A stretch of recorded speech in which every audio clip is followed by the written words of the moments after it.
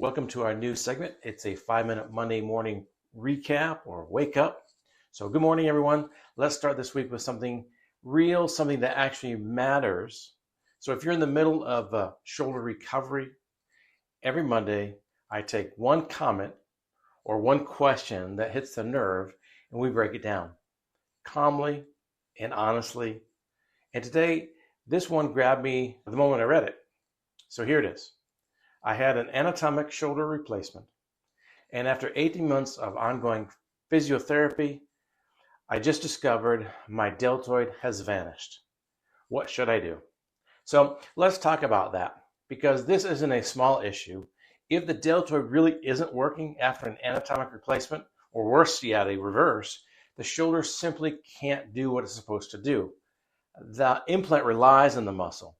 It's the engine. So here's what I'd say if this were happening to you. First, you need someone who handles complex shoulder replacements. Maybe not the local general orthopedist, but you need a revision shoulder surgeon, someone who deals with unusual outcomes and failed mechanics every week. Second, you need proper imaging and probably nerve testing, an MRI or ultrasound to look at the deltoid, look at the rotator cuff, and often the EMG to check the axillary nerve, because that is the nerve that controls the deltoid.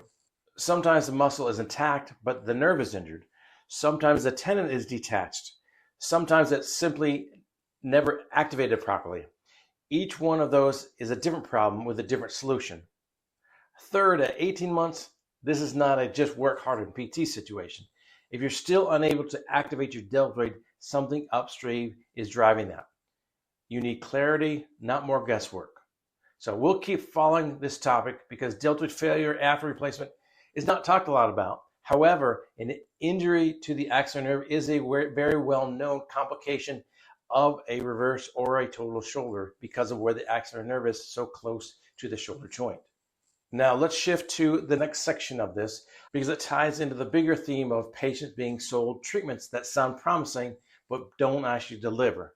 A new systematic review in 2025 just dropped looking at Prolotherapy, those dextrose injections. A lot of clinics charge cash specifically for rotator cuff tendinopathy. So they looked at 8 studies, 431 patients, good quality data, and here's what the author found. Prolotherapy was not better than control treatments for pain, not better for function, not better for most of the range of motion.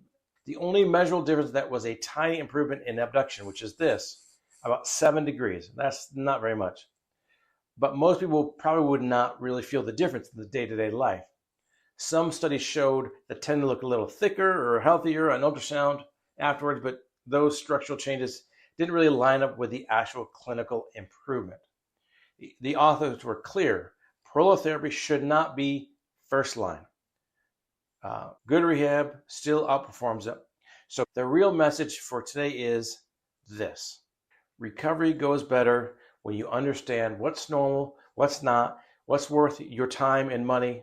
Most people never get that guidance, and that's exactly what I've created the shoulder recovery method. It's for people in the window from 2 weeks before surgery to 8 weeks after surgery, the window when things feel most confusing, the most emotional, the most likely to go wrong if you don't know what you're looking for.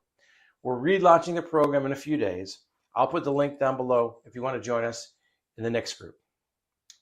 And right below that, I'll link a video that walks you through the major red flags after shoulder surgery, the ones you don't want to miss. All right, that's the Monday morning session, our new session. We'll see you next week with new questions and new research.